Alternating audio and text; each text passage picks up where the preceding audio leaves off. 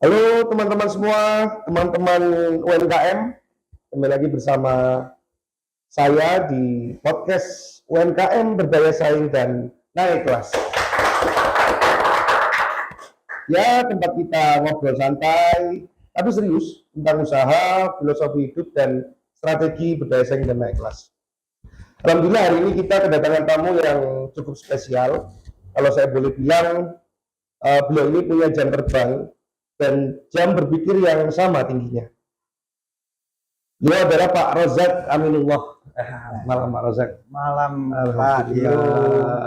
Iya. Bagaimana Pak perjalanannya ke Malang hari ini? Alhamdulillah, jadi perjalanannya cukup lancar sampai dengan ketemu sekarang malam ini. Alhamdulillah. Jadi beliau ini adalah CEO dan sekaligus general manager dari perusahaan yang sudah sustain kurang lebih 12 tahun, ya Pak Rozak ya. Betul. Dan dikenal sebagai pribadi yang cukup perfeksionis. Nah, tapi dari situ akan lahir banyak solusi dan sistem yang mungkin nantinya kita bisa pelajari bersama. Nah, jujur saya sempat saya agak awkward ini, agak nervous Mas, karena beliau ini kan terkenal dengan ya pribadi yang cukup perfeksionis dan katanya orang perfeksionis itu tidak bisa santai. Tidak bisa sampai kita buktikan tadi benar atau tidak terkait filosofi itu. Ada beberapa segmen pertanyaan yang sudah kami susun Pak Rozak, dan harapannya dari semua segmen itu tadi bisa mewakili pertanyaan dari rekan-rekan UMKM. Mungkin saya awali dari pertanyaan-pertanyaan yang receh ya Pak. Pak Rozak, kalau boleh jujur, pernah nggak sih Pak ditegur tim gara-gara terlalu detail? Secara langsung belum pernah, cuman mungkin di balik layar lah, seperti itu. Secara langsung ini agak menarik ini, mungkin karena tidak berani atau seperti apa Pak? Kurang lebih seperti itu. Jadi kalau secara langsung belum pernah, cuman mungkin di balik layar banyak informasi-informasi yang masuk. Ya, seperti itu ya Pak ya. Nah, kalau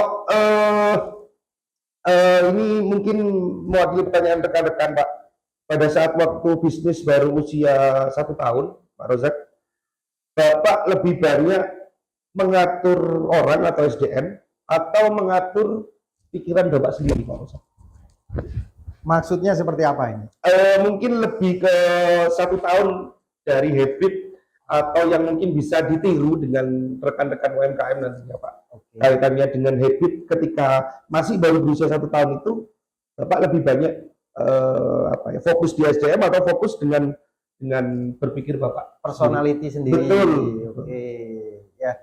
Jadi kalau saya pribadi sebenarnya hadir di podcast ini dibilang belum 100% bisa jadi contoh pedoman, contoh siap. Cuman kalau kita berbicara yang perfect, kita berbicara yang sempurna, tak rasa nggak akan ada istilah yang namanya ustadz, nggak ada istilah namanya dosen, karena semuanya pasti punya kekurangan, termasuk saya pribadi di sini.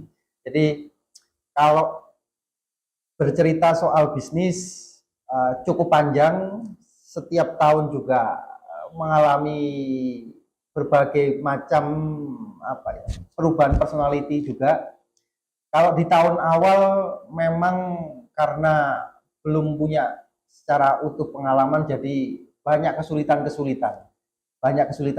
yang saya alami, yang tim alami, hingga mungkin dengan adanya podcast ini membantu teman-teman. Amin. Nanti bisa dibedah ya Pak, secara detail. Siap. Terima kasih. Nah, kalau semisal dianalogikan Pak, misalkan dibandingin terkait membangun bisnis itu lebih mirip main catur, main atau menyusun Lego atau merakit motor custom, Pak Rozak? Sebenarnya nggak ada satu rumusan yang pasti. Tapi yang saya alami, sharing ya, saya alami, kuncinya cuma satu, bekerja keras. Jadi dari bekerja keras nanti banyak hal-hal yang kita dapati, termasuk saya juga mengutip salah satu tokoh yang sudah terkenal Sandiaga Uno yang mengucapkan kerja keras, kerja tuntas, jadi kerja cerdas. Jadi saya rasa tidak ada, kerja keras itu poin utama, Fundamental ya Pak. iya. Jadi kalau untuk kerja cerdas itu adalah hasil. Jadi bukan cara. Benar, Ya. benar. Oke. Oke, sepakat Pak. Oke, terima kasih. Ya, hari ini kita akan ngobrol banyak soal bagaimana cara berpikir seorang CEO yang bertahan dan bertumbuh selama kurang lebih 12 tahun. Dan saya rasa akan banyak sekali insight yang bisa langsung dicatat oleh rekan-rekan UMKM biar tidak stagnan atau jalan di tempat. Nah, seperti itu. Kemudian lanjut ke segmen pertama Pak Rozak. Mohon maaf, untuk memulai usaha, apa sih yang pada saat itu Bapak pikirkan Pak untuk memulai sebuah usaha? Mungkin ada istilah keberuntungan, karena pada saat memulai bersama salah satunya yang ya, jadi bukan saya pribadi ya, karena dengan salah satu pendiri organisasi ini, kakak saya, jadi tidak pernah berpikir sampai bisa sebesar ini, mengalir saja. Cuman mungkin ada faktor luck yang membuat bisnis ini bisa bertahan sampai 12 tahun. Yang pertama Pak, boleh saya ulik ya Pak ya, bahwasannya Bapak membangun bisnis dengan, alhamdulillah, dengan pendiri dan sekaligus ketua umum dari organisasi HMV. Betul. Pak ya. Kemudian yang kedua terkait keberuntungan. Nah, saya beberapa mau ngutip Pak, salah satunya dari Deddy Corbuzier, dari ya beberapa podcaster yang lain, bahwasanya keberuntungan itu sebelumnya bisa diciptakan Pak. Nah, diciptakan itu dalam arti keberuntungan adalah momen persiapan yang bertemu dengan kesempatan. Betul. Nah, menyikapi terkait poin persiapan dan kesempatan ini tadi mungkin bisa sedikit dijelaskan Pak. Bisnis rental alat berat ini dominasinya adalah lebih ke teknis, dan kebetulan saya dan kakak ini sama-sama suka dengan keteknisan. Jadi istilah keberuntungannya mungkin lebih masuknya bergerak di bidang yang seperti itu. Jadi sebelumnya tidak pernah menyangka, kemudian akhirnya jadi seperti ini. Awalnya tidak menyangka Pak? Betul. Oke. Kemudian, nah ini Pak, apakah persoalan terberat yang dialami Pak Rozak sekaligus dengan pendiri perusahaan kaitannya dalam mengelola bisnis Pak? Baik itu apakah SDM, apakah permodalan, atau produksi Pak Rozak, atau mungkin segmen yang lain mungkin yang menjadi persoalan terberat sampai dengan saat ini? Ini termasuk poin krusial dalam pengembangan bisnis ya. Jadi mungkin kalau start UMKM mungkin problemnya berbeda, tapi setelah kemudian seiring berjalannya waktu, tahun pertama, tahun kedua, tahun ketiga, tahun keempat, tahun kelima, problemnya kurang lebih hampir sama, dan tak rasa ini dialami para pelaku usaha yang omsetnya dalam kurun 1 tahun mungkin masih di bawah 10 miliar. Yang sudah di atas 10 miliar pasti akan melewati fase ini. Fase yang paling utama krusial adalah bukan soal pemasaran, bukan soal produksi, bukan soal modal.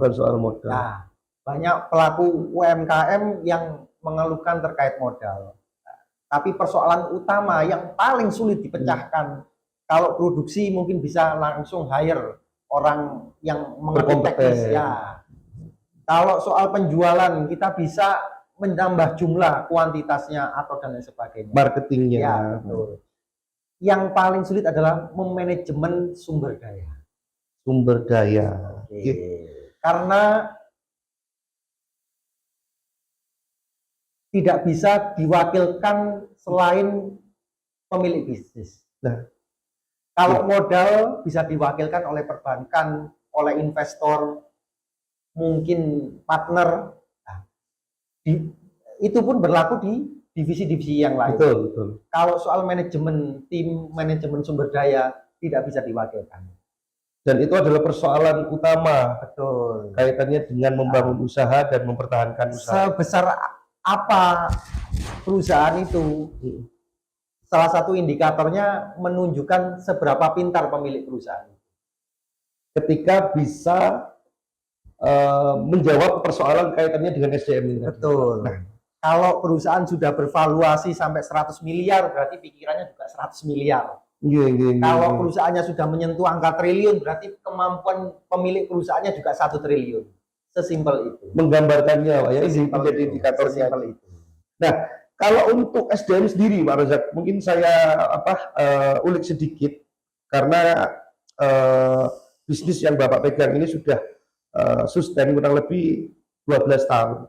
Artinya kan sudah lompat ya kurang lebih mungkin 2 generasi ya Pak, mulai dari generasi milenial sampai dengan yang trending topik saat ini adalah Gen Z.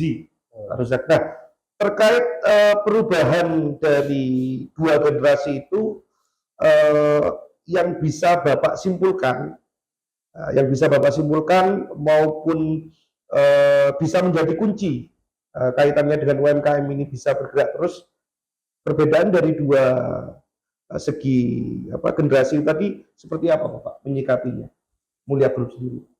Oke, karena mayoritas tim dari Mulia Group ini generasi milenial. Kenapa memilih generasi milenial? Karena banyak sekali plus minusnya, tapi kami melihat generasi milenial masih punya energi yang besar, walaupun juga banyak keterbatasan. Terkait salah satunya utamanya soal digital. Bukan di digital, tapi lebih pengen segala sesuatunya instan. Nah, itu. Kalau untuk Gen Z sendiri, Pak, maksudnya pasti kan ada penanganan yang berbeda kaitannya dengan generasi milenial dan Gen Z. Nah, mungkin bisa diberikan 1 atau 2 contoh penanganan, Pak, bila mana ada problematik di antara 2 generasi tersebut, Pak Ruzak. Generasi milenial dan Gen Z ya. Kalau generasi milenial berarti usia kelahiran tahun 90-an. 90-an. Betul. Gen Z 2000 ke bawah ya berarti ya. Oke. Ini lumayan tantangan tersendiri. Jadi antara generasi Gen Z dan generasi milenial ini, terutama dengan era yang sekarang 2025 yang semuanya serba instan. Nah, menariknya teman-teman semuanya ini untuk generasi milenial ini sebenarnya gampang-gampang sulit. Intinya mereka bukan prioritas soal gaji. Gaji bukan nomor 1 generasi milenial. Kalau Gen Z bisa jadi gaji adalah nomor 1. Bisa jadi ya. Kalau generasi milenial gaji bukan nomor 1. Nah, banyak faktor terkait kenyamanan, terkait leadership timnya dan lain sebagainya. Tapi saya yakin 1000% generasi milenial gaji bukan nomor 1. Kalau gaji bukan nomor 1, apa Pak yang menjadi titik berat Gen Z untuk bisa bekerja secara totalitas? Generasi milenial maksudnya? Generasi milenial, oke. Generasi milenial ini mereka lebih banyak pengen bekerja dengan situasi yang kondusif, nyaman, kemudian tetapi tetap mereka bisa melakukan tanggung jawabnya. Nah, jadi Gampang-gampang susah Hmm. karena generasi milenial kalau ditekan biasanya pasti mereka nggak bertahan. Mulet ya, Pak. Nah, mulai berdos. Betul. Kalau Gen Z, Pak, gimana? Gen Z lebih kuat, lebih kuat karena mungkin apa? Situasi mereka bertumbuh dari mulai kecil hingga dewasa ini berbeda situasinya. Kalau generasi Gen Z ini ya usia tahun 90-an kelahiran. Gen Z ini yang 2000, Pak. Berarti Oh, agak terbalik ya tadi. Terbalik, Ya? terbalik. Iya, Oke. betul. Yang Yang lebih kuat lahir. milenial tadi ya, Pak ya. Yang mungkin agak rapuh, bledos tadi mungkin di milenial ya, Pak ya. kelahiran 2000 kan. Oke. Nah, kalau Iya. kelahiran tahun 90-an lebih kuat Lebih secara kuat. mental. Cuman mereka lebih ke gaji oriented. Gaji oriented. Oke. Dan misalnya kalau dipresentasikan, Pak, yang saya himpun, yang saya riset kaitannya dengan Mulia Group ini, kurang lebih ada internal dan eksternal ini ada kurang lebih 70 sampai 80 karyawan. Nah, kalau misalkan dipresentasikan lebih banyak mana, Pak? Yang milenial atau Milenial. Yang milenial ya. Generasi 2000-an. Oke.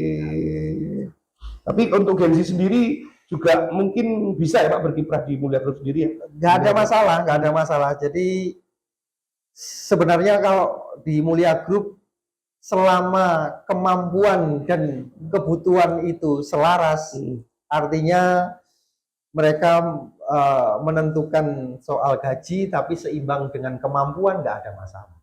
Sebenarnya nggak ada masalah. Kalau perusahaan memang diuntungkan, kenapa tidak? Iya. Win-win ya, Pak ya. Betul. Kalau untuk perbedaan ini, Pak, ini berbicara terkait perbedaan. Apa perbedaan mindset seorang karyawan dan pengusaha?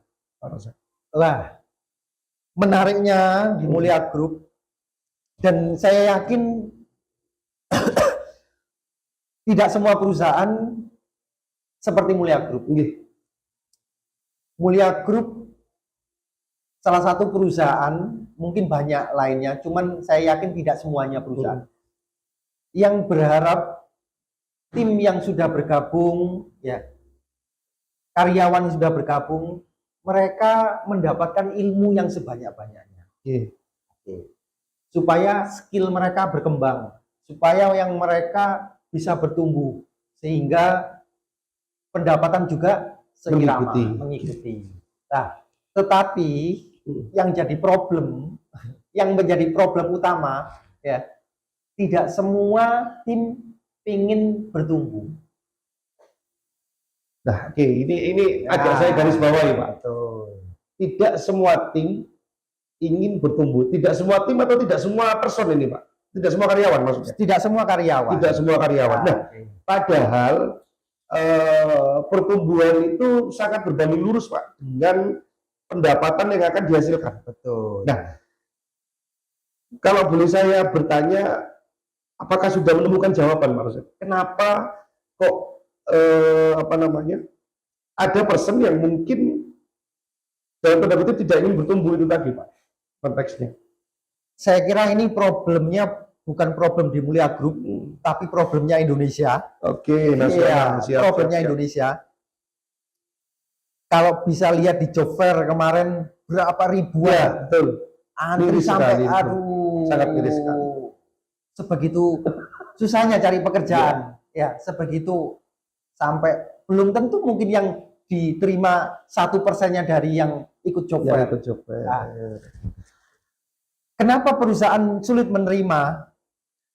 Nah, persoalannya sama yang sama Bapak pertanyakan tadi, terkait tim itu tidak ingin bertumbuh. Nah, kenapa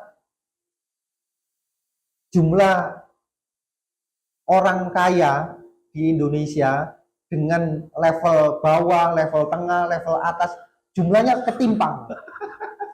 Sangat jauh. Sangat jauh. Jaraknya. Bahkan ada yang bisa menyebutkan kekayaan di Indonesia hanya dikuasai 1% penduduk. Betul, itu sempat muncul di beberapa literasi di TikTok. Jadi persoalannya di tim, di sumber daya, kami terus berupaya mendorong teman-teman karyawan untuk bisa meningkatkan kemampuannya, bisa meningkatkan skill mereka. Tidak ada satupun skill yang tidak kita berikan. Di Mulia Group. Betul. Oke. Contoh, Pak. Contoh, kasih. Justru direktur dan kebetulan kakak saya memaksa secara tidak langsung tim ini memiliki kompetensi lintas divisi. Oke, lintas divisi. Sampai dipaksa supaya mereka punya kemampuan skill. Jadi itu mungkin yang garing meledos tadi, Pak. Iya, betul. Intinya kalau generasi kelahiran tahun 2000 ke atas, mereka adalah pemain zona nyaman. Dan mereka kiblatnya, mazhabnya zona nyaman. Gaji oriented itu tadi, betul. Nah. Berarti sangat apa namanya? SDM ini sangat luas sekali, Pak ya. Maksudnya kompleks persoalan-persoalannya gitu. Kalau perusahaan mampu mengelola SDM, jangan tanya omset, jangan tanya pertumbuhan, karena kuncinya cuma di situ. SDM tadi ya, Pak ya. Utama.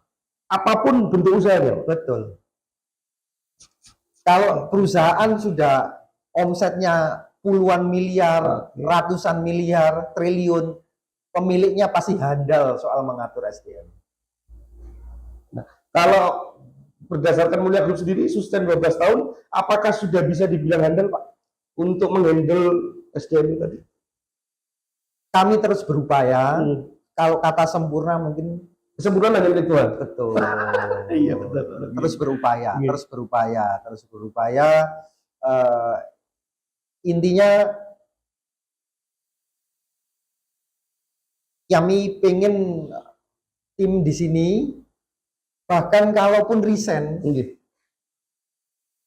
terus terang saya pribadi ataupun direktur juga merasa kecewa jika pindah perusahaan.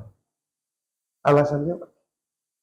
Kami berharap yang bekerja di Mulia Group resign itu bukan pindah ke perusahaan, tetapi menjadi pengusaha. Kalaupun resign kemudian hanya pindah ke perusahaan, pasti akan ada plus minus memang. Ada keuntungan di sana, mungkin gajinya tambah. Betul. Tapi kan tidak serta-merta gratis. Pasti ada konsekuensi atas tanggung jawab yang dipikul. Betul, betul. Artinya kurang lebih sama. Kalau sama buat apa? Akhirnya memulainya semuanya dari nol lagi, meniti karir lagi, riset lagi ya, susah. Akhirnya ujung-ujungnya umurnya 50. Tahu-tahu ya tolak-tolak lah, nggak punya dana pensiun, nggak punya financial freedomnya masih jauh. Oke. Jadi kalau harapannya Mulia Group yang resign itu bukan pindah perusahaan, tapi Pak, saya izin pamit, saya sudah punya 3 karyawan, saya sudah pamit sudah punya 5 karyawan, Pak, saya pamit sudah punya 10 karyawan. Kami bantu, kami support. Apa yang perlu kamu butuhkan? Tangan, guys. Ini cukup menarik. Bahwasanya Pak Rozak menjelaskan yang mungkin berkeinginan resign dari Mulia Group itu keinginan atau harapan dari perusahaan adalah menjalankan suatu bisnis, menjalankan suatu usaha. Artinya kan berarti dari direksi Mulia Group sendiri sudah terkait ilmu ini tadi semuanya dicurahkan berarti. Betul. Tidak ada benteng-benteng. Satu pun kami tidak memiliki rahasia. Kaitannya dengan mengelola bisnis ini tadi. Betul. Nah, apakah tidak khawatir, Pak Ustaz? Bila mana ada mungkin 1 atau 2 orang karyawan yang itikadnya kurang baik. Betul. Nah, kemudian memulai bisnis yang mungkin copy paste dan menjadi kompetitor. Nah, menyikapinya seperti apa? Bahwasanya eh, dari direksi Mulia Group, dari atasan-atasan GM dan pendiri sendiri sangat mencurahkan apapun kaitannya dengan mengelola suatu usaha ini, dan artinya ada peluang untuk menciptakan kompetitor dari bisnis yang saat ini sedang dibangun. Menyikapi seperti itu seperti apa, Pak? Menyikapi hal itu. Ini sebenarnya tantangan banyak UMKM, tantangan banyak pengusaha-pengusaha. Tidak semuanya kurang lebih sama dengan Mulia Group terkait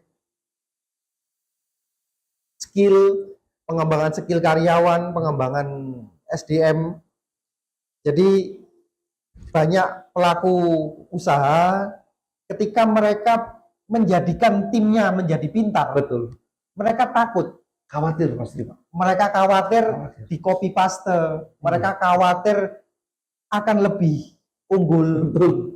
Betul, Mereka betul. khawatir ada sabotase tim di hire. Itu, Pak.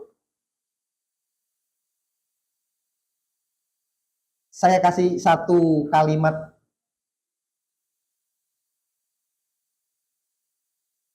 Jangan ngaku menjadi pengusaha yang berhasil, sukses, kalau belum pernah dikhianati.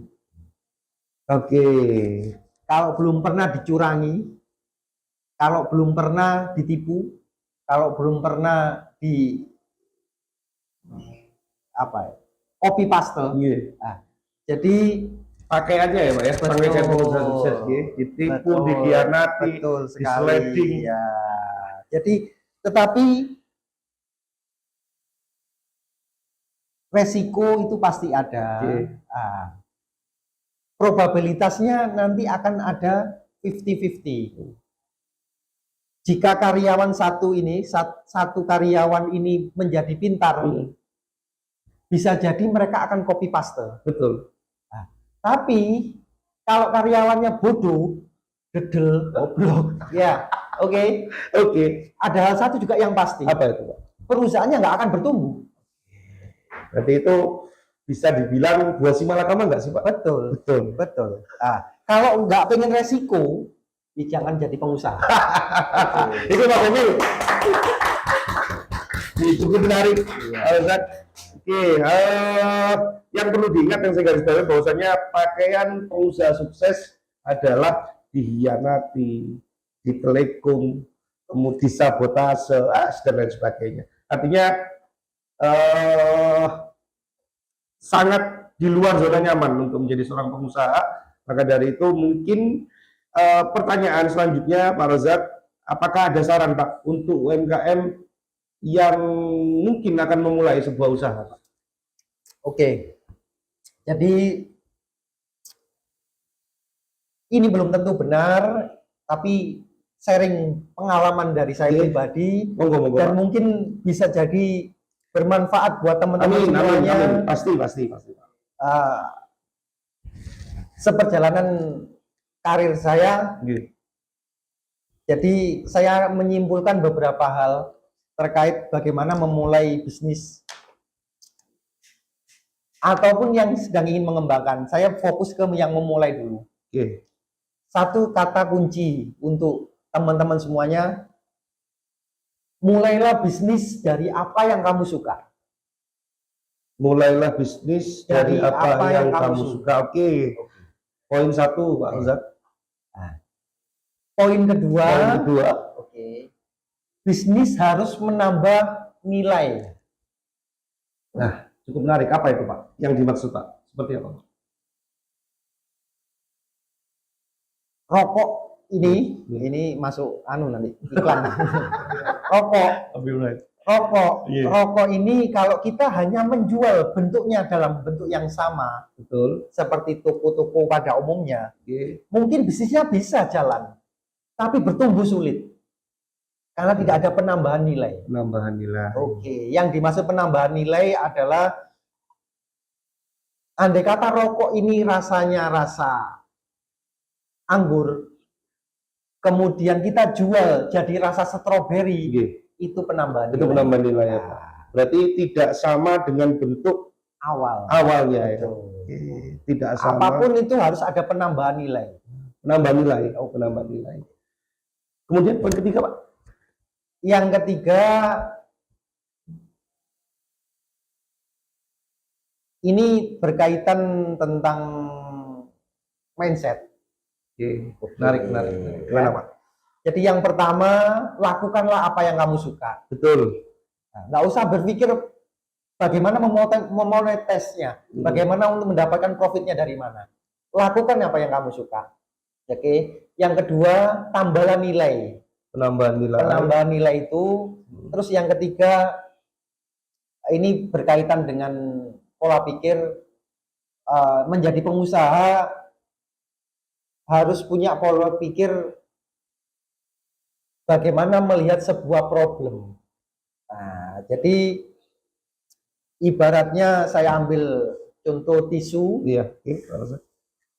Tisu ini kita kasih kopi ya, kita kasih kopi dan ada noda di kopi. Betul. Agak coklat. Ya, ada noda di kopi. Betul. Dan ini mayoritas dan manusiawi fokusnya ke problem, fokusnya ke kopi. Oke. Mayoritas mungkin di atas 50%. Mereka berkeluh kesah nggak ada modal, mereka berkeluh kesah nggak punya tim, mereka berkeluh kesah nggak punya kemampuan, mereka berkeluh kesah nggak tahu caranya. Betul. Akhirnya fokusnya di titik hitam. Oke. Sedangkan kita ini kan manusia yang banyak keterbatasan. Betul. Ya, waktu, tenaga, pikiran. Kalau nggak tidur juga ngantuk. Kalau nggak makan juga lapar. Nggak merokok juga nggak enak. Nggak bisa mikir. Ya. Jadi karena fokusnya ke titik hitam tengah ini, akhirnya tidak akan kemana-mana. Stagnan. Padahal tisu ini sangat lebar sekali. Betul. Masih banyak hal yang bisa dilakukan. Karena fokusnya ke problem, ke masalahnya, ya, bukan fokus ke peluang apa yang bisa dilakukan, sehingga bisnisnya nggak akan berkembang. Jadi kalau yang pertama, melakukan bisnis itu harus yang disukai. Kenapa saya milih yang disukai? Bisnis itu salah satunya seperti membangun rumah tangga. Butuh perjalanan sangat panjang sekali. Melelahkan. Namanya saya rumah tangga ya, Pak ya? Iya. Naik tangga 1, 2 kadang jatuh. Panjang sekali. Insya Allah kalau kita menyukai profesi itu, menyukai apa yang kita lakukan, akan bertahan lama. Apapun kesulitannya, apapun problemnya, apapun kendalanya, pasti tetap dilakukan. Nah, poin yang kedua terkait penambahan nilai. Jadi kalau itu dilakukan, insya Allah bisnis bisa bertumbuh. Jadi semisal Pak, mohon maaf, misal ternak lele, menjualnya mungkin dikemas dengan sudah berbumbu kemudian dijual. Seperti itu ya, Pak. Sayuran mungkin dikemas menjadi sayur sop, sudah satu paket tinggal dibeli satu paket. Seperti itu ya, Pak ya. Pak Anindyo ini cukup jam terbangnya tinggi juga.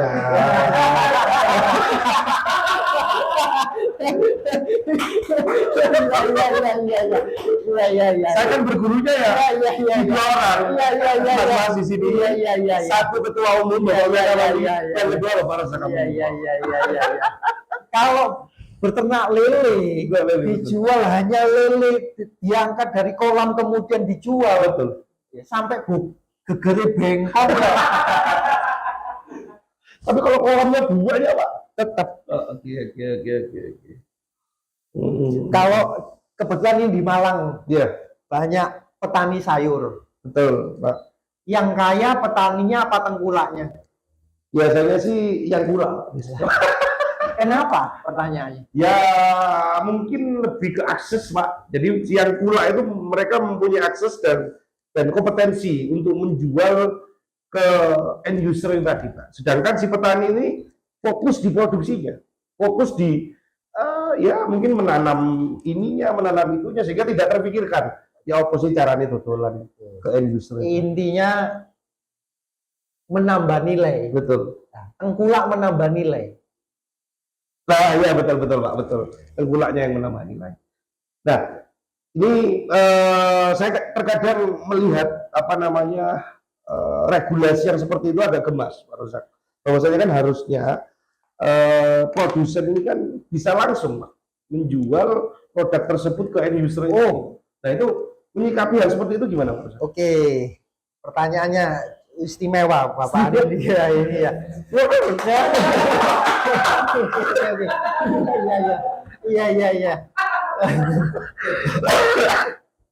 2025, Oke. saya ngambil kesimpulan, kalau sampai nggak bisa makan, orang semalas-malesnya.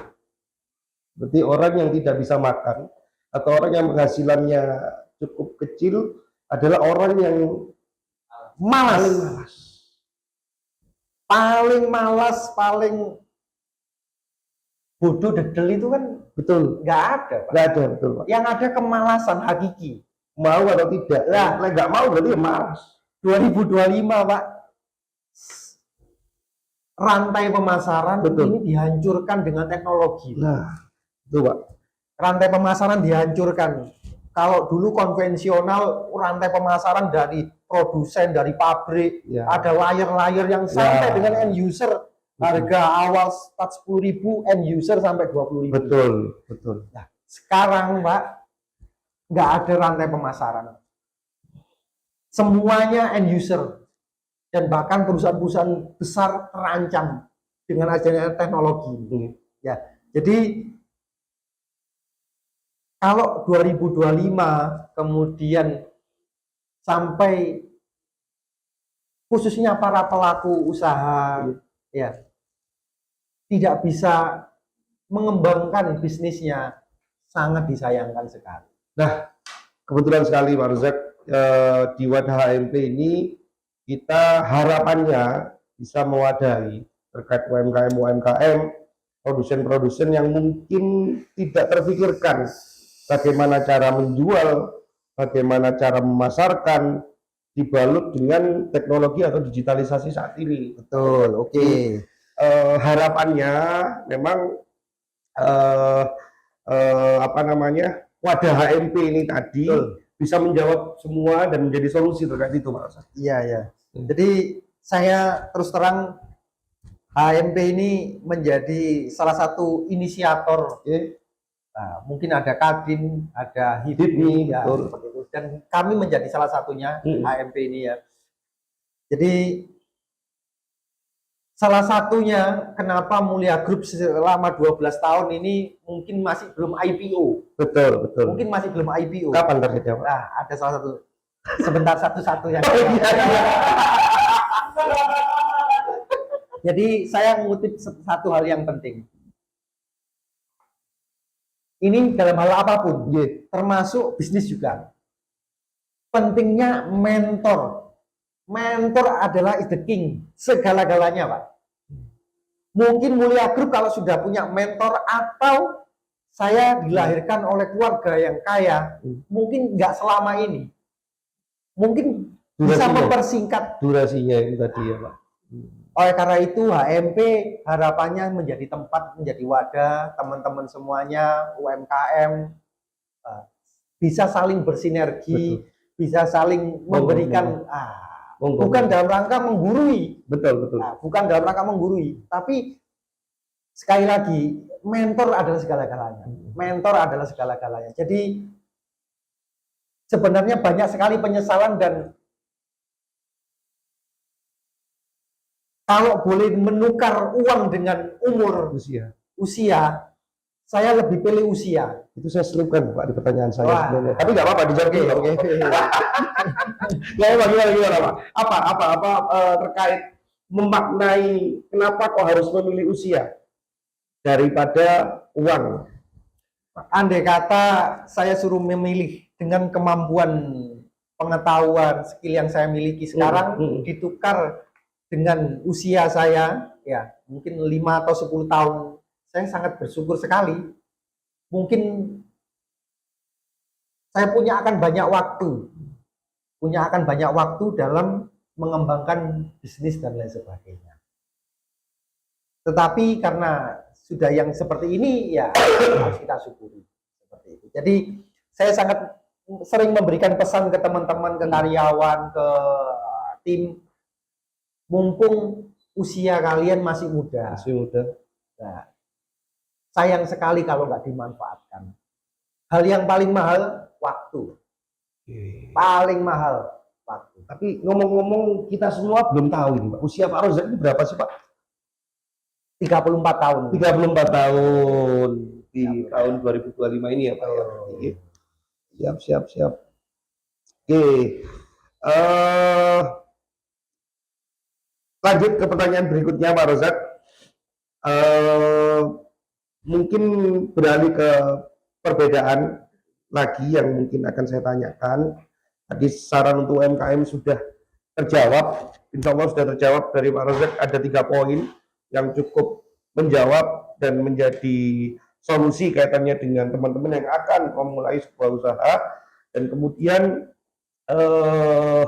selain memulai bisnis itu tadi, saya ingin mengetahui Pak perbedaan antara bekerja profesional dengan memulai merintis bisnis. Ini berdasarkan resiko, kemudian durasi untuk mencapai ya mungkin 100 juta pertama lah Pak.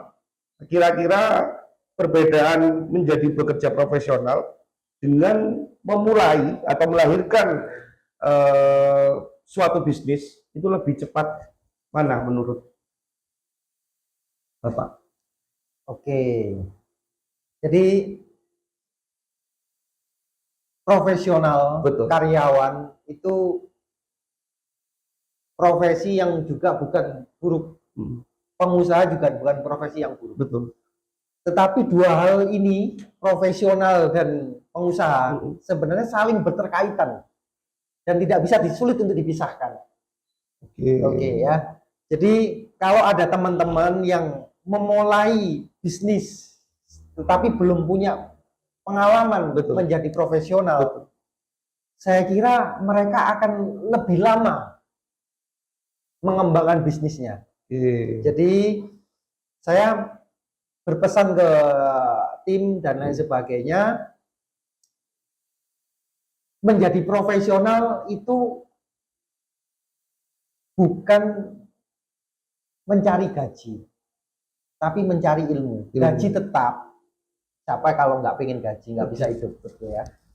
Gaji tetap, tapi bukan menjadi tujuan utama. Tujuan utama. Kalau orang sudah punya ilmu, uang yang datang. Nah, jadi nggak usah khawatir soal itu. Jadi lebih derajatnya akan lebih tinggi ilmu daripada uang. Seperti itu. Jadi menjadi profesional itu salah satu skill yang harus dimiliki dulu. Kemudian sambil pelan-pelan untuk membangun bisnis. Karena membangun bisnis tidak semudah membalikan telapak tangan. Oke. Itu mungkin bagi yang generasi nol ya Pak, atau mungkin yang bisa dikatakan tidak mempunyai privilege ya Pak Rozak ya, sehingga dibutuhkannya kompetensi, kemudian skill dan sebagainya itu melalui profesional, masuk di pekerjaan profesional. Ya, kalau mungkin terlahir dari keluarga kaya atau termasuk salah satunya banyak keluarga-keluarga Tionghoa. Betul. Oh ya, mereka dari kecil sudah dididik jaga toko, bagaimana cara menjadi kasir, bagaimana cara melayani pelanggan. Betul. Dan sebenarnya sama. Intinya kan skill, cuman mereka startnya nyolong start dari awal. Sudah di training, diajari lewat keluarga. Jadi kalau keluarga yang belum kaya, ya akan sulit mengajarkan kekayaan ke anaknya. Iya. Jadi anaknya sendiri yang harus belajar tentang ilmu kekayaan. Tetap harus belajar ya, Pak. Wah, ya. Oke. Meskipun sudah kaya tetap harus belajar. Oke, Pak Rozak, sesuai dengan atribut yang saya pakai malam ini, berdasarkan sudut pandang, berdasarkan asumsi yang kebetulan adik dari seorang ketua umum organisasi HMP, menurut jenengan, apakah fungsi HMP bagi pelaku usaha, Pak? Pertanyaan tadi sempat saya singgung, jadi saya sampaikan tidak hanya soal bisnis dan juga termasuk salah satunya bisnis. Oke. Pentingnya mentor, penting sekali mentor. Mentor adalah segala-galanya. Nah, salah satunya HMP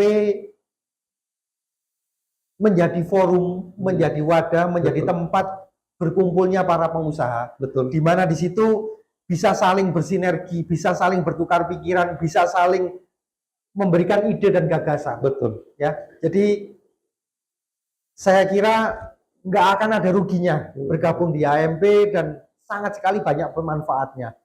Terutama para pelaku-pelaku usaha yang omsetnya masih 1 tahun di bawah 10 miliar. Oke. Karena mereka pasti jam terbangnya sulit. Nah, kalau sudah di atas 10 miliar, jadi bahkan yang 10 miliar pun di atas 100 miliar mereka tetap bersinergi.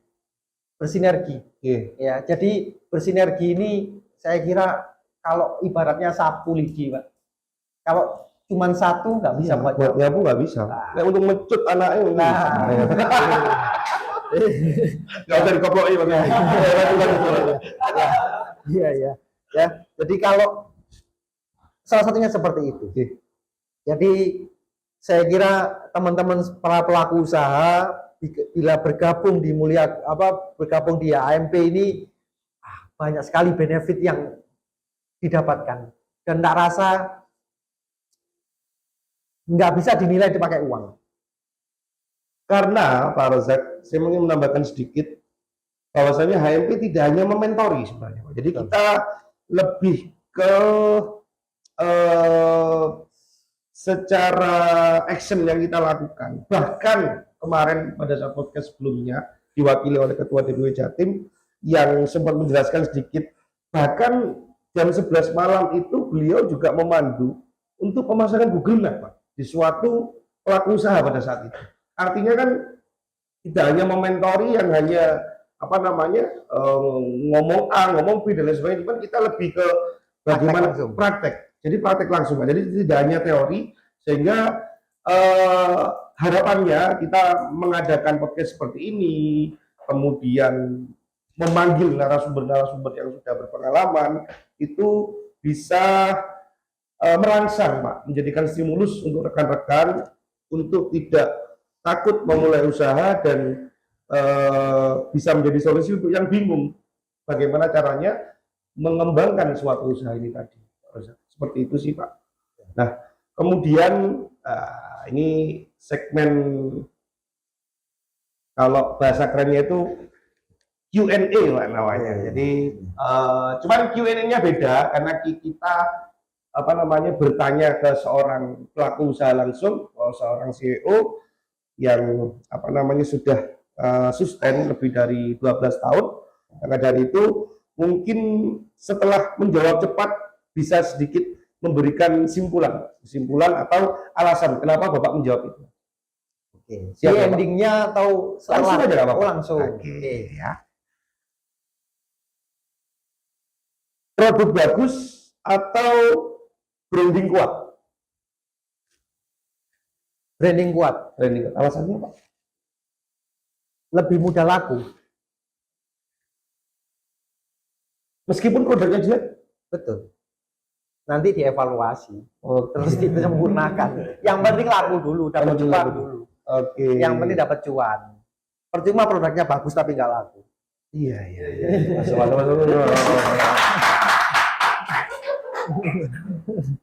Cuan, harus cuan. tumbuh cepat atau tumbuh sehat? Ini mungkin kaitannya dengan usaha ini, Pak. Tumbuh sehat. Tumbuh sehat. Alasannya, Pak? Jarang terjadi perusahaan yang jatuh karena tumbuh lambat. Sebutkan. Kalau ada perusahaan yang jatuh karena tumbuh lambat. Tapi kalau yang tumbuh cepat, banyak perusahaan yang gulung tikar. Banyak sekali contohnya. Oke, masuk akal ya. Berarti Ya. Pertumbuhan ini juga bisa menjadi indikator Betul. bagaimana cara mengelola suatu bisnis itu tadi ya, Pak ya. Betul. Apalagi kalau yang biasanya yang muda-muda viral-viral itu. Flexing itu ya, Pak Razak ya. Oke. Bisnis bareng teman atau menjadi investor? Investor. Investor. Alasannya, Pak? Bekerja sama, berpartner itu bukan sesuatu hal yang mudah. Oke. Ya. Kalau investor ya tidak ikut mengelola. Tetapi mempunyai pemenang Betul. untuk melakukan sebuah keputusan. Betul. Oke. Milih uang atau tim solid, Pak? Tim solid, Tim solid. pencetak uang. Bila timnya tidak solid, artinya Uangnya tidak tercetak.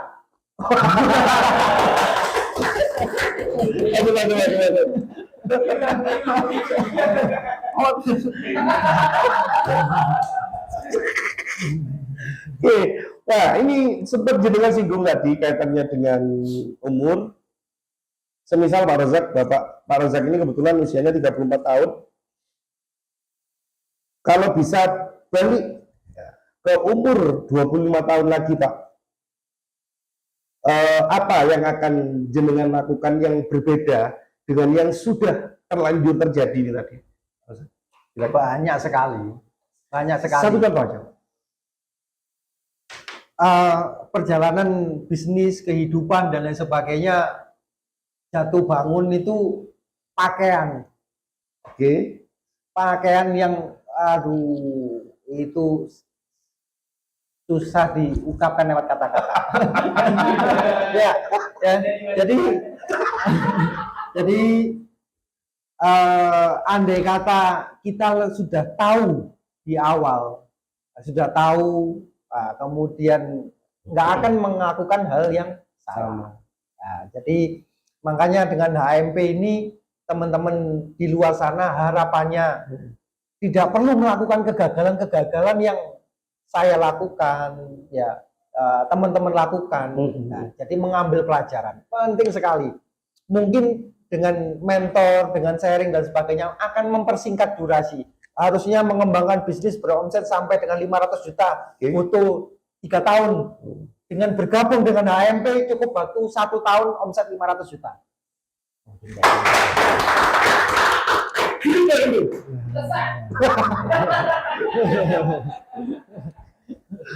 Oke, sudah menginjak ke segmen terakhir, Pak Razak. Mungkin ada sedikit pertanyaan, ya kurang lebih 3 pertanyaan, Pak. Satu kalimat untuk UMKM di seluruh Indonesia. Satu kalimat.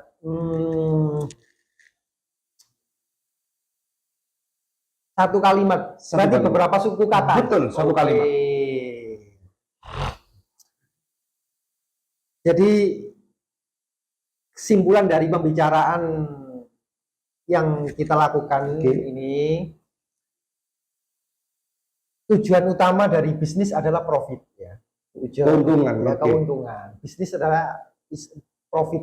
Nah, kalau tidak profitable ya ngapain berbisnis? Betul. Nah, tapi ada satu pakaian yang penting. Jadi terkait pengelolaan bisnis dan lain sebagainya, kesimpulan dari pembicaraan kita, kalau pengen bisnisnya berkembang, kalau pengen karyawannya banyak, kalau pengen omsetnya puluhan miliar, ratusan miliar, harus mau susah. Susah, capek, Pasti itu. susah, capek, pusing, bledos. Jadi seberapa kuat kita bertahan di kesusahan. Struggle-nya itu tadi ya, Aduh. Pak, ya. Nah, jadi kalau dikit-dikit Tambah. suruh pulang Pak, nggak usah. Suruh pulang. Suruh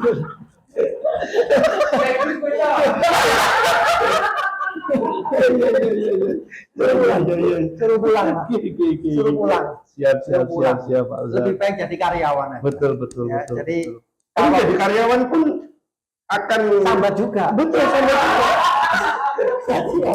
Pulang ke kuburan.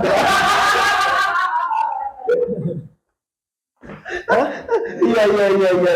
Ya, bingung Pak, sambat jadi pengusaha sambat, jadi karyawan sambat, terus ya opo kan gitu Pak.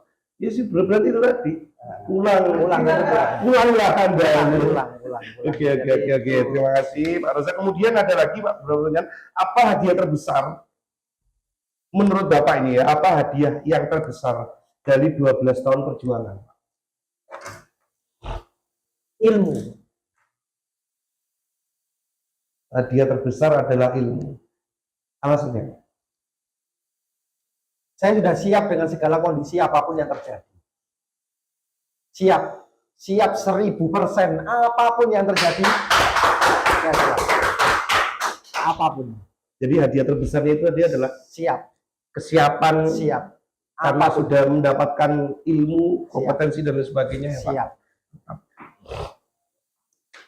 Pertanyaan terakhir Pak Rozak untuk menutup pertemuan kita pada hari ini, mimpi terbesar Pak Rozak yang belum tercapai. Wah, mimpi banyak. Mimpi itu kan gratis Pak. Iya, banyak sekali. Terus bertumbuh. Jadi manusia nggak ada puasnya. Betul. Jadi kalau dibilang mimpi selama 12 tahun ini sudah banyak yang terkabul, tapi juga banyak yang belum terkabul. Intinya saya bersyukur ada di titik sekarang. Untuk hal-hal yang belum saya dapatkan, ya saya terus berusaha dan berdoa. Seperti itu. Kalau saya tanya secara spesifik Pak, mimpi ya terbesar entah naik haji dan lain sebagainya misalkan Pak, yang belum tercapai Pak di usia 34 tahun ini. Karena kalau untuk mimpi saya adalah bermanfaat untuk orang lain, sudah 12 tahun Pak Rozak jenengan sudah bermanfaat untuk orang lain.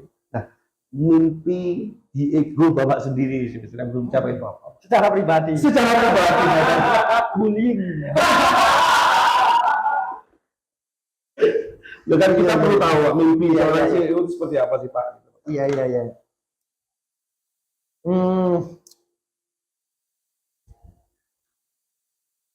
Saya pengen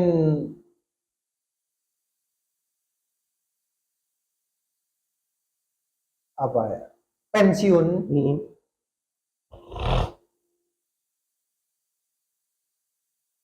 mungkin di rekening ada 100 miliar sampai 1 triliun. Mimpi terbesar. Oke, alhamdulillah semua segmen sudah terjawab Pak Rozak, dan saya kira obrolan hari ini cukup menarik dan salah satunya terkait bagaimana Bapak tadi mulai Bris Mulyagro, rental alat berat yang sudah nasional, yang sudah 12 tahun berdiri. Monggo untuk rekan-rekan mungkin yang berprofesi sebagai kontraktor dan lain sebagainya bisa kontak HMP juga cukup. Jadi nggak perlu kontak langsung dengan Pak Rozak, melalui HMP saja. Jadi cara itu sudah cukup. Dan saya punya satu permintaan Pak Rozak. Siap. Satu permintaan yang mungkin bisa mengajak rekan-rekan UMKM yang belum bergabung di HMP agar bisa tergerak untuk bergabung di wadah UMKM kita ini. Ya, jadi teman-teman semuanya di seluruh Indonesia, Sabang sampai Merauke, ya, Aceh sampai Papua, ya, para pelaku usaha yang butuh tempat sharing, butuh tempat bersinergi, silakan bergabung dengan HMP. HMP akan siap dengan senang hati, HMP akan siap membantu Anda bahkan 24 jam. Saya sempat cerita, siap 24 jam nonstop ya, membantu teman-teman semuanya. Insya Allah tempat yang sangat bermanfaat untuk bisnis Anda, tempat bermanfaat untuk seluruh para pelaku usaha, untuk supaya mereka bisa berkembang naik kelas, supaya mereka omsetnya dari yang mulai ratusan ribu jadi jutaan, yang dari jutaan jadi puluhan juta, yang dari puluhan juta sampai ratusan juta, yang sampai ratusan juta sampai puluhan miliar. Jadi datang-datang ke podcast bawa lambu. Amin. Ya, seperti itu. Seperti itu ya, Ya, Pak Rozak. terima kasih banyak. Pak Rozak. Siap. Saya mewakili Ya. podcast dari UMKM Ya. yang untuk naik kelas dan berdaya saing. Saya rasa cukup mengajak dari teman-teman dan kaitannya dengan apapun pertanyaan yang akan dilontarkan kepada kami, WhatsApp di nomor ini. Dan kita tidak akan berhenti sampai di sini, akan ada narasumber-narasumber yang lebih berkompeten, lebih dan lebih lah istilahnya. Ya, terima kasih. Cukup untuk kesempatan pada malam ini. Selamat malam. Oh, no.